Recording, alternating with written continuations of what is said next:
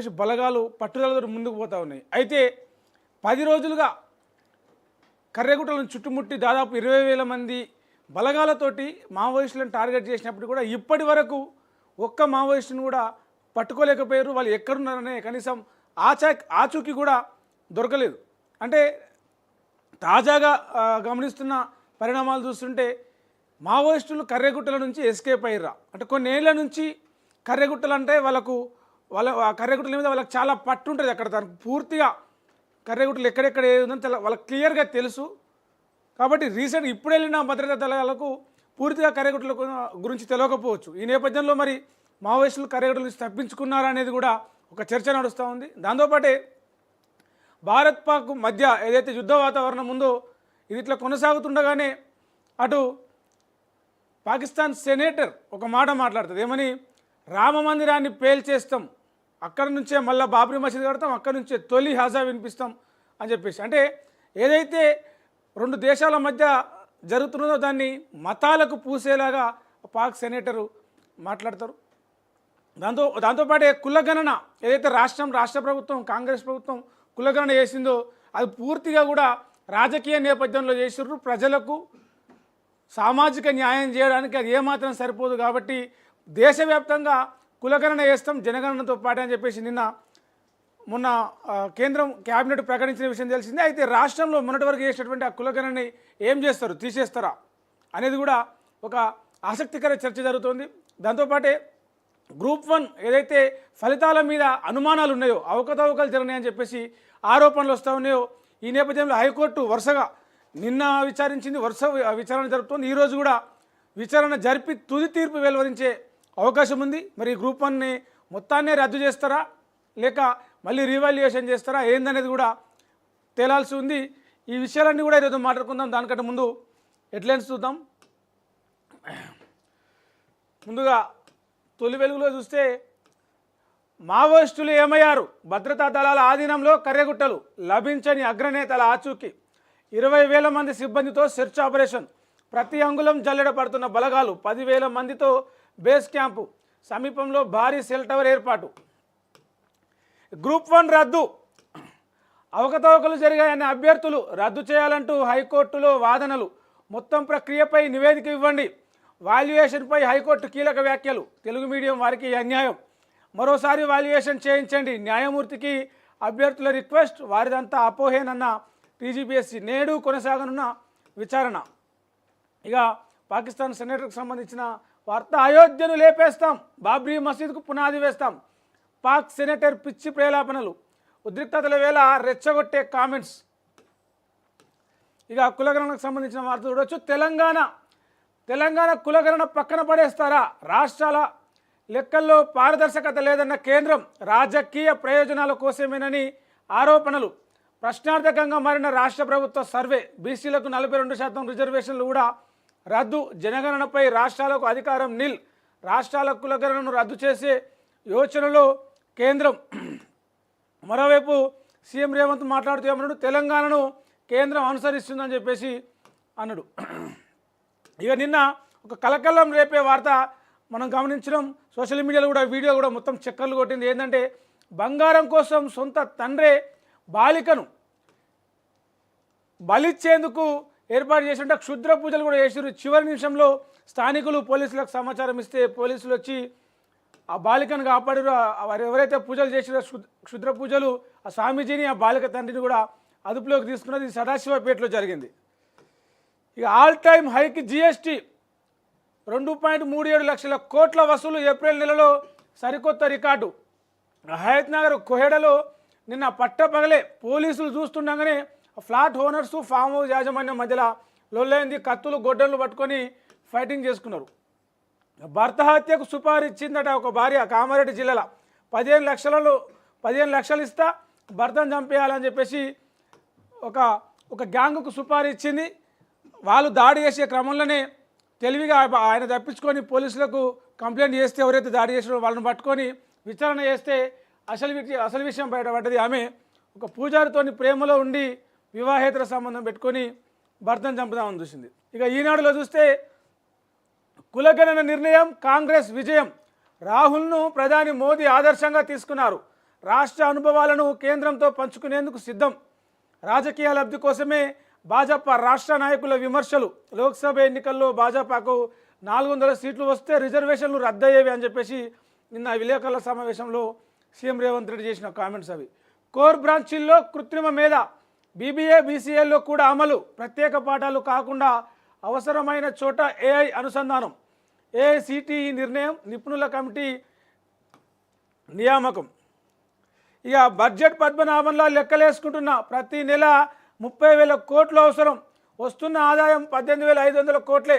RTC కార్మికులారా సమ్మె ఆలోచన వద్దు అని చెప్పేసి నిన్న కార్మిక దినోత్సవం సంబంధించిన కార్యక్రమంలో మాట్లాడుతూ సీఎం రేవంత్ రెడ్డి అసలే పైసలు సరిపోతలేవు, 30,000 కోట్లు అవసరం ఉంటే 18,000 కోట్ల ఆదాయమే వస్తుందని చెప్పేసి మాట్లాడిండు. భారత్లో సృష్టిద్దాం, జగతికి అందిద్దాం, ప్రపంచ వినోద కేంద్రంగా దేశం. వేవ్స్ సదస్సులో ప్రధాని మోడీ, హాజరైన సినీ వాణిజ్య రంగ ప్రముఖులు. కులగణనలో తెలంగాణది రాంగ్ మోడల్. రేవంత్ సర్కార్ చేసింది బీసీ వ్యతిరేక సర్వే. కేంద్ర నిర్ణయాన్ని తమ ఘనతగా రాహుల్ చెప్పుకోవడం సిగ్గుచేటు. 2010లోనే భాజపా కులగణనకు అనుకూలంగా కేంద్రానికి లేఖ రాసిందని చెప్పేసి కేంద్ర మంత్రి కిషన్ రెడ్డి మాట్లాడిండు. ఇక్కడ మనం చూడొచ్చు, మిల్లులతోనే లొల్లి, పెరిగిన ధాన్యం కొనుగోలు లక్ష్యాలు.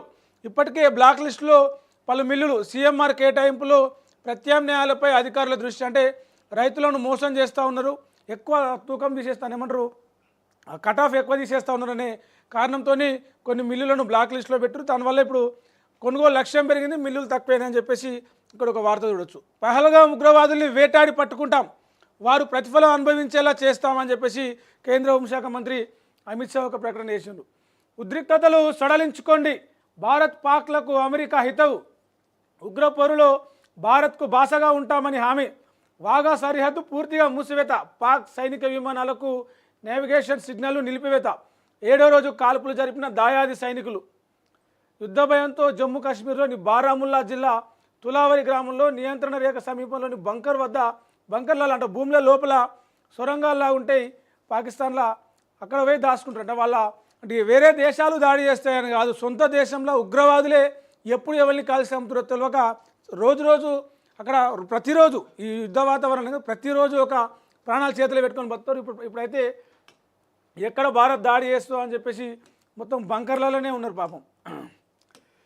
రైట్, ఇక ఆంధ్రజ్యోతి విషయానికి వస్తే, రైజింగ్ తెలంగాణను ఎవరు ఆపలేరు, ఆపాలనుకునే వారి కాళ్ళు కాలిపోతాయి. ఆర్టీసీ సమ్మెపోటు రాష్ట్రానికే నష్టం. సమ్మె విషయంలో చర్చిద్దాం, చేయగలిగింది చేస్తాం. రాష్ట్ర ఆర్థిక పరిస్థితి బాలేదు, అందరూ సహకరించాలి. 15 నెలలుగా ఎన్నో నిద్రలేని రాత్రులు గడిపాం. 10 ఏళ్లలో 8 లక్షల కోట్లు ఎటు వెళ్ళాయో తెలియట్లే. కప్పటి నాటక సూత్రధారి కేసీఆర్ బయలుదేరాడు, జాగ్రత్త. పథకాలు వాటి అమల్లో తెలంగాణ నెంబర్ 1గా నిలిచింది. కులగణనకు తెలంగాణ మోడల్ను పరిశీలించండి, కేంద్రానికి సహకరించేందుకు మేము సిద్ధంగా ఉన్నామని చెప్పేసి ముఖ్యమంత్రి రేవంత్ రెడ్డి నిన్న ఆయన ఇంట్లో జరిగినటువంటి విలేకరుల సమావేశంలో మాట్లాడిండు. ఇక ఇదే కులగణనకు సంబంధించి కౌంటర్ చేసిండు కేంద్ర మంత్రి కిషన్ రెడ్డి. కులగణనలో తెలంగాణ రాంగ్ మోడల్, 50% మిల్లులో కూడా సర్వే చేయలేదు, మాకు ఆ మోడల్ ఏమాత్రం అవసరం లేదు. రాహుల్కు భయపడి కులగణన చేయట్లేదు, మత ప్రాతిపదికన ఎవరిని బీసీల్లో చేర్చమని చెప్పేసి ఆయన అంటాడు. దాంతోపాటే లక్ష్మణ్, అది అశాస్త్రీయ కులగణన, ముస్లింలను బీసీలుగా చూపి తీవ్ర అన్యాయం చేసింది రేవంత్ సర్కార్ అని చెప్పేసి ఆయన ఒక కామెంట్ చేసిండు. బీసీ రిజర్వేషన్లకు కాంగ్రెస్ పార్టీ వ్యతిరేకం, తొలుత కులగణన చేసింది బీహార్లో ఎన్డీఏ సర్కారే అని చెప్పేసి బీజేపీ ఎంపీ లక్ష్మణ్ ఒక మాట మాట్లాడాడు. ఇక అవుట్సోర్సింగ్ భారం తగ్గించుకుందాం, అవసరానికి మించి ఉన్న ఉద్యోగులను సాగనంపిన సర్కారు ప్రస్తుతం 127,326 మంది సర్దుబాటు చేశాక 19,000 మందిని తీసేసిరట అవుట్సోర్సింగ్ ఉద్యోగుల నుంచి. ఇక అమరావతిలో ప్రధాని సభ పెట్టబోతా ఉన్నాడు, దానికి సంబంధించిన వార్త. అమరావతి 2.0కి సిద్ధం. నేడు ప్రధాని మోదీ చేతుల మీదుగా ఆంధ్రప్రదేశ్ రాజధాని పనులకు శ్రీకారం. 49,040 కోట్ల ప్రాజెక్టులకు శంకుస్థాపన, మరో 8,000 కోట్ల పనులకు పచ్చజెండా. 2.5 గంటల పాటు ప్రధాని పర్యటన. ఎంటర్టైన్మెంట్ హబ్గా Bharat, create in India, create for world. ముంబైలో వేవ్ సదస్సులో మోదీ ఆకాంక్ష.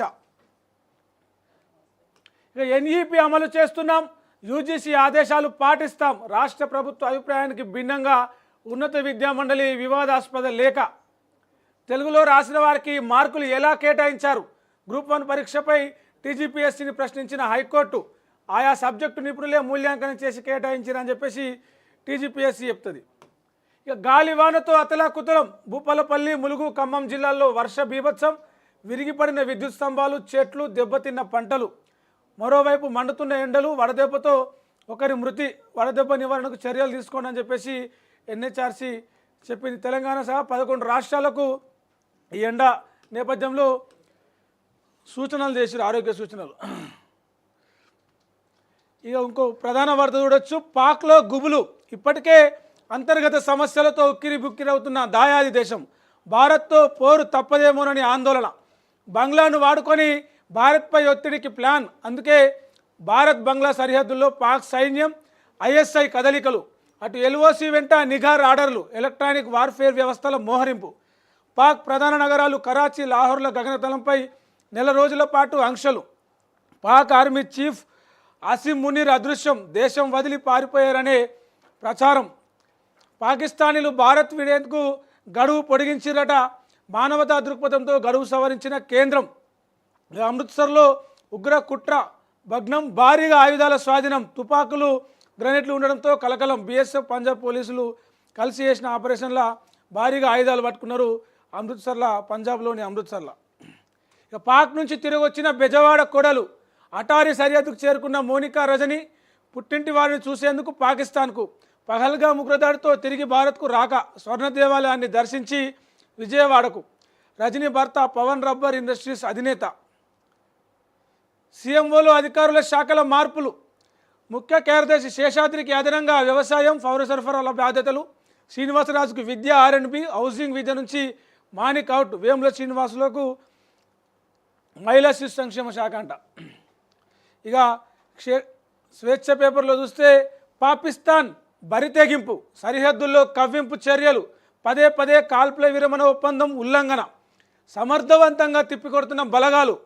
కుప్వారా, ఉరి, అక్నూర్ సెక్టార్లలో కాల్పుల మోత. పహల్గామ్ ఎన్ఐఏ డైరెక్టర్ జనరల్ పర్యటన. అరేబియా సముద్రంలో నేవీ గస్తీ ముమ్మరం.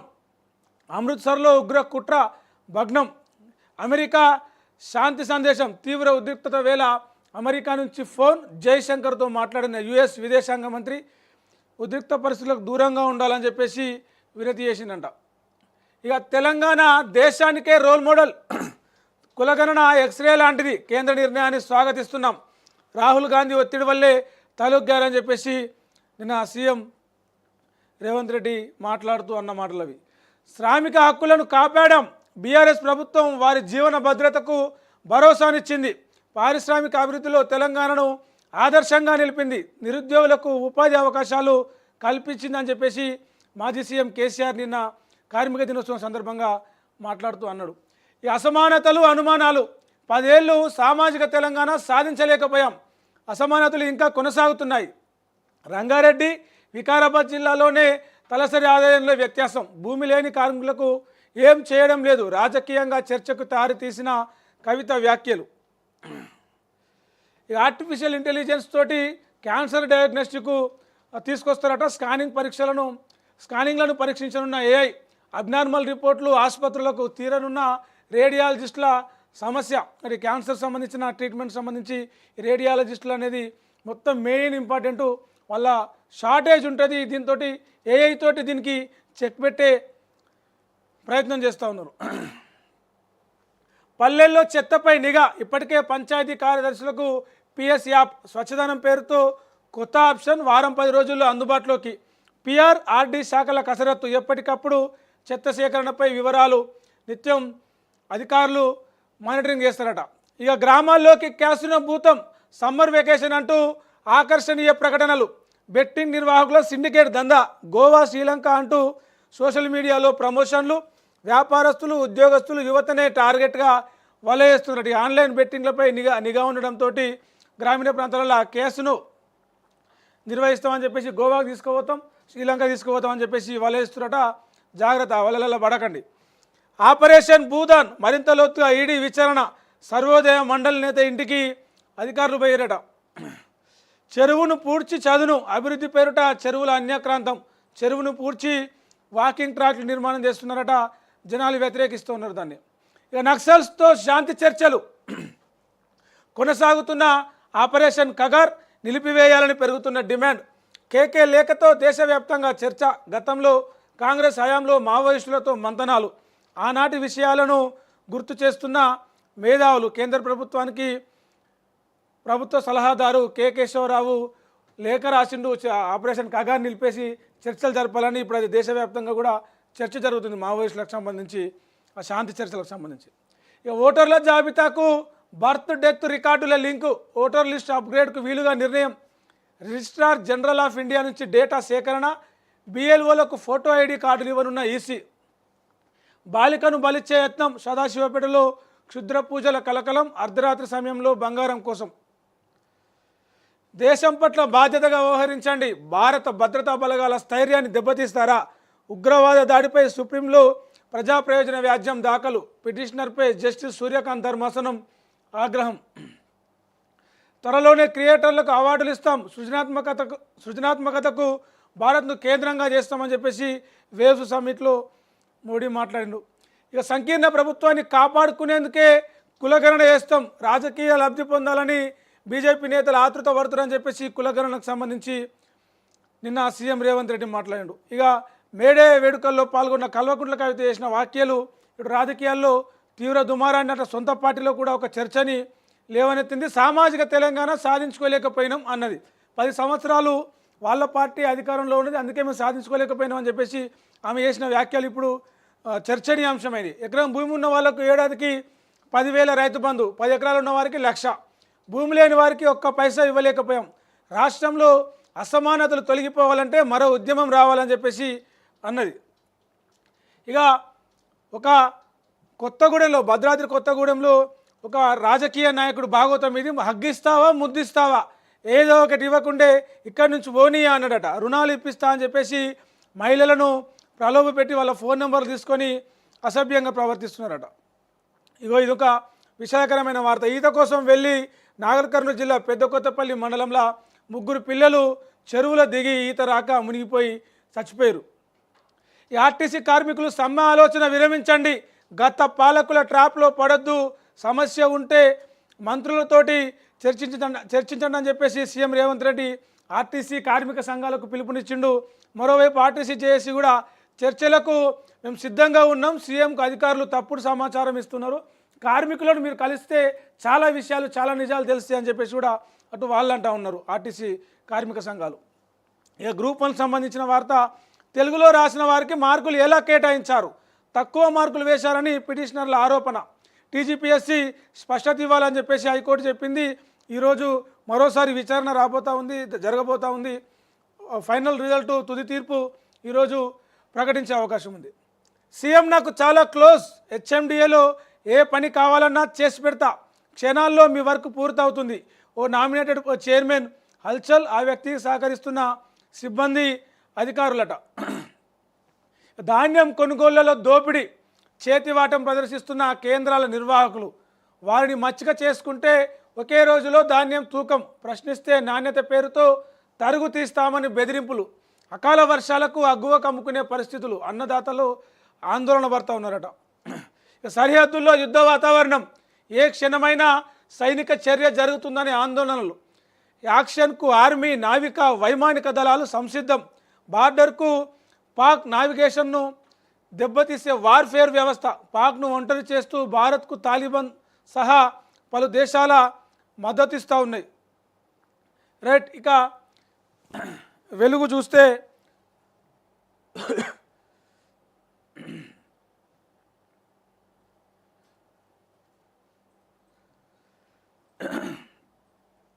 రెండు రోజులుగా తిండి లేక అడవిలో ఉన్నటువంటి ఒక ముసలామె వృద్ధురాలకు సంబంధించిన వార్త. అయ్యో భూదవ్వ, 2 రోజులుగా తిండి నీళ్లు లేక అడవిలో అచేతన స్థితికి.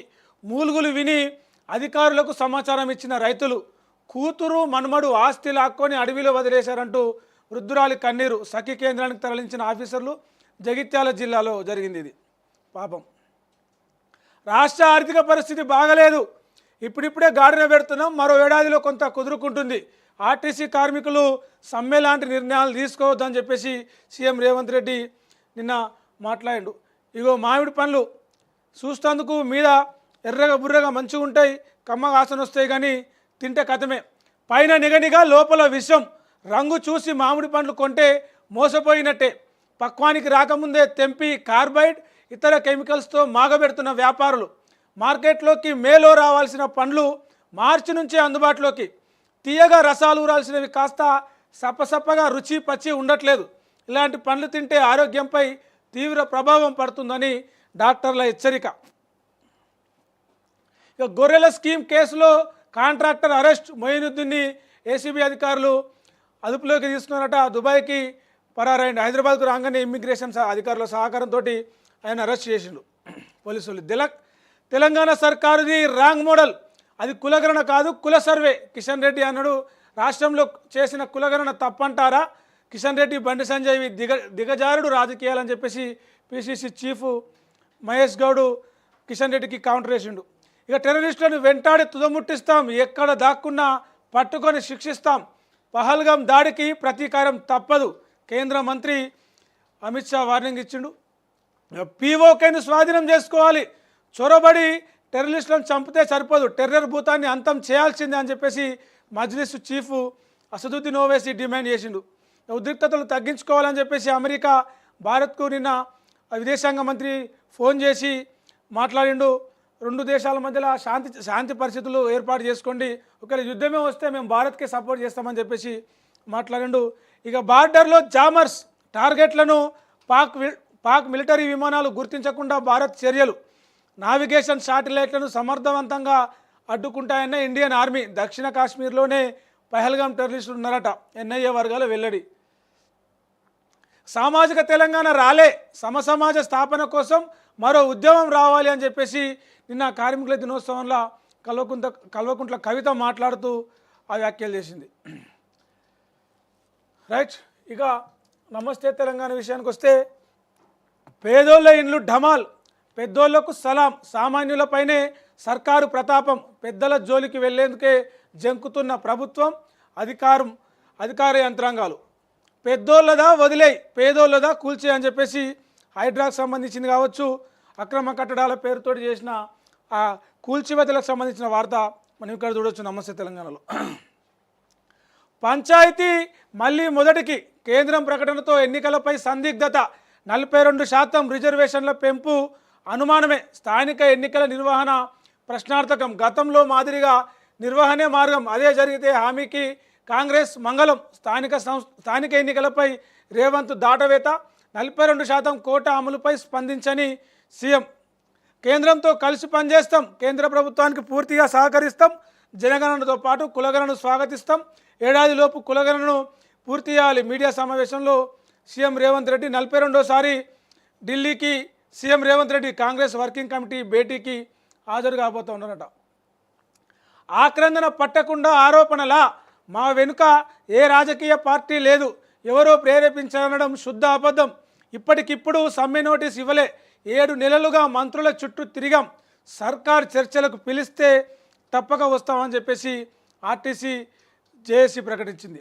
రాష్ట్ర ఆర్థిక పరిస్థితే బాగలేదు, రోజువారీ ఖర్చులకు నెలవారీ అప్పులు చేస్తున్నాం, చెప్పుకోవడానికి నామోషి లేదు, చేతనైన కాడికి ఉద్యోగులకు సహకరిస్తాం, ఆర్టీసీ కార్మికులు సమ్మె చేయొద్దు, పంతాలు పట్టింపులకు పోవద్దని చెప్పేసి సీఎం రేవంత్ రెడ్డి మాట్లాడాడు. ఇక అందాల పోటీలకు 200 కోట్లు భారీగా ఖర్చుకు సిద్ధమైన రాష్ట్ర ప్రభుత్వం, సర్కారు జీహెచ్ఎంసీ భరించేలా ప్లాన్, 10 ప్రాంతాల్లో వేదికల ఎంపిక ఏర్పాట్లు, అంత ఖర్చు లేదని చెప్పుకుంటున్న సర్కారు పెట్టుబడుల కోసమే అందాల పోటీలు పెడుతున్నాం అని చెప్పేసి చెప్తా ఉన్నారు.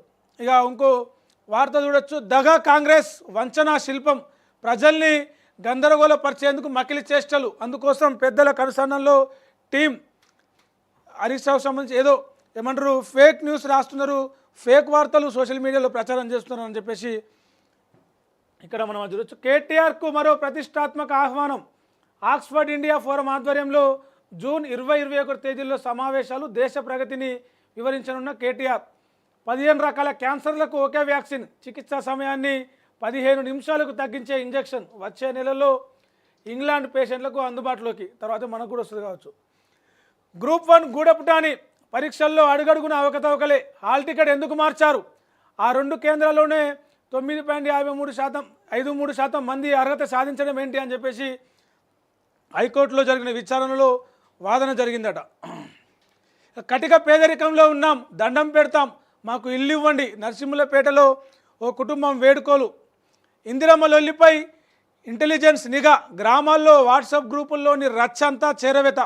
ఆవేశంతో పోస్టులు పెట్టే వారికి ఫోన్ల ద్వారా వార్నింగ్. పోస్టులు డిలీట్ చేయాలని ఆదేశిస్తున్న సిబ్బంది కలెక్టరేట్లో ఫిర్యాదు చేసుకోవాలని సూచనలు. రైట్, ఇవి ఈరోజు ప్రధానంగా అన్ని పేపర్లలో గమనించినటువంటి హెడ్లైన్స్. ఇక డీటెయిల్స్లోకి వెళ్తే